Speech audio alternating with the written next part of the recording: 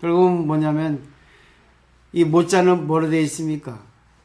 사람하고 관계하는 거예요. 임모, 사람하고 관계를 할 때 위자는 뭐뭐 하다는 거거든. 사람과 관계를 할 때 불충하지 말라는 거지. 충자는 뭐 충성 이라고 쓰는데 결국은 중도예요. 그래서 가운데 중자에다가 밑에 마음 심자가 돼 있죠. 결국은 뭡니까? 관계 잘하라는 뜻입니다. 적절하게. 그러니까 충자는 충성, 충이 그런 것도 되지만 크게, 적게는 뭐예요? 상대에게 진짜 어떻게 해야지만 저 사람에게 적절하게 관계하는가. 저 사람도 살리고 나도 살릴 수 있는가. 이게 바로 불충이에요. 근데 불충을 하는 건 뭡니까? 상대를 힘들게 하거나, 상대를 무시하거나, 상대를 교란에 빠뜨리게 하거나, 그렇게 하면 안 된다는 얘기죠. 상대를 위해서 관계하라는 얘기입니다. 그래서 상대를 위해가지고 불충하지 않았는가 살펴보라는 얘기예요. 그 다음에 뭡니까? 여, 붕우, 교. 붕우는 친구죠. 붕우 유신이죠. 친구로 더불어서 교접, 사귈 때, 관계할 때 불신, 믿음이 없지 않았는가? 그 다음에 뭡니까? 전불습호. 내가 상대하고 뭔가를 전할 때 전하는 것만 하고 네가 닦지 않는가?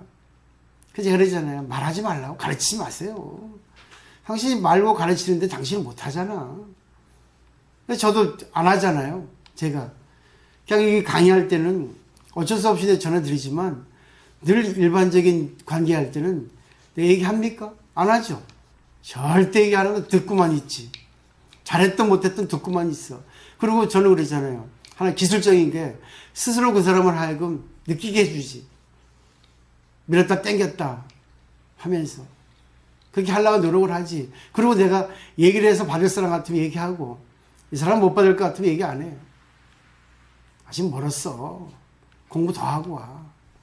무슨 내 말을 받을 수 있겠어? 못 받아.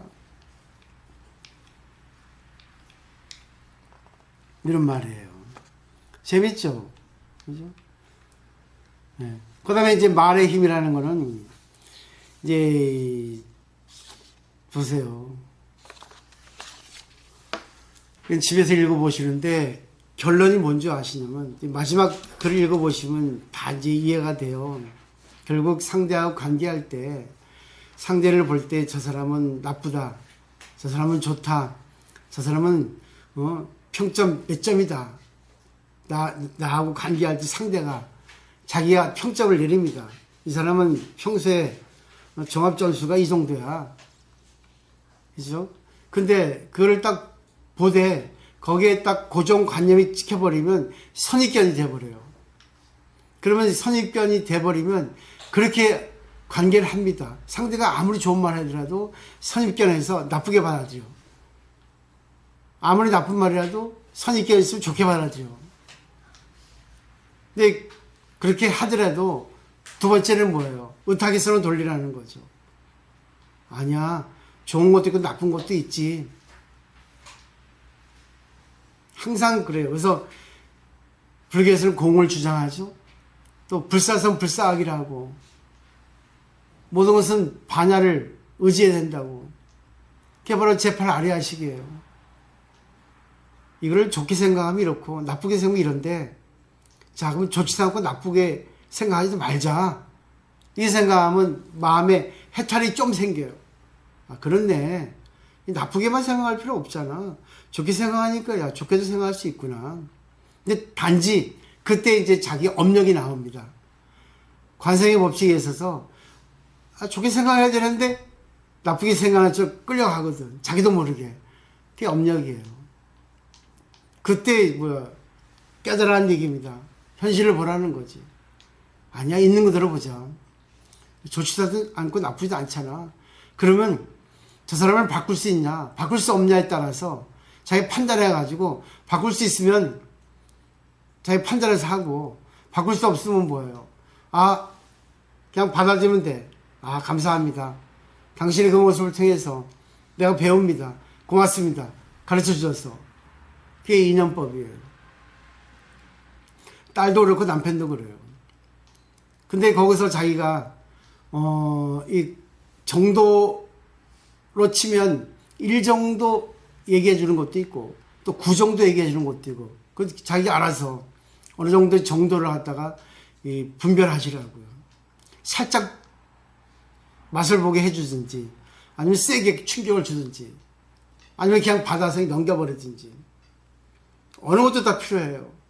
근데 그러기 위해서는 분별력이 뛰어나야 돼. 그래서 3가지 관점, 변계소집성으로서 사물을 보고 의탁이성으로 사물을 보고 원성실성으로 사물을 보라는 거예요. 그러니까 뱀으로만 보지 말라는 거야. 비유를 볼 때. 착각이죠.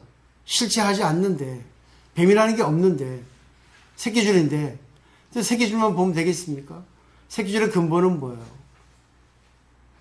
지푸라기란 얘기죠. 볏집이란 얘기죠. 막. 또 그 근본은 뭐예요? 공이잖아. 그죠? 원소로 들어가죠? 정리가 되셨습니까? 여기 뒤에 보면 이제 뇌과학에서 거울세포 같은 것도 나와요. 생명공학에서. 이 세포가 참 중요해요. 근데 세포도 자기가 바꾸는 겁니다. 그래서 세포를 바꿔야 돼요. 세포를. 세포 쓰는 것도 자기의 의식이라고. 그 때문에 의식이 살아있어야 돼, 의식이. 의식이 살아있지 않으면 안 되지. 무조건 좋은 것만은 아니에요. 이 세상은. 또 무조건 나쁜 것만은 아니에요. 그때그때 따라서 좋은 것도 나쁘게 만들 수 있고 나쁜 것도 좋게 만들 수 있다고요. 그래서 임재 스님은 부처님을 만나면 부처님을 죽이고 조사님을 만나면 조사님을 죽이라 했어. 노예가 되지 말라 그거지. 그게 결국 뭐예요? 형식의 노예가 되지 말라. 가르침의 노예가 되지 말라 그거예요. 너무나 우리나라는 그 노예가 됐어. 그래서 오늘 주제는 노예인 거예요. 노예에서 해방하기 위해서는 아무리 좋은 것도 나쁘게 쓸 수 있어요. 아무리 나쁜 것도 좋게 쓸 수 있다고요. 그게 노예 해방입니다. 그죠? 모든 게 절대 평등하잖아. 그렇지만 평등한 가운데 차별이 있고 차별하는 가운데 또 평등이 있다는 거. 그때그때 따라서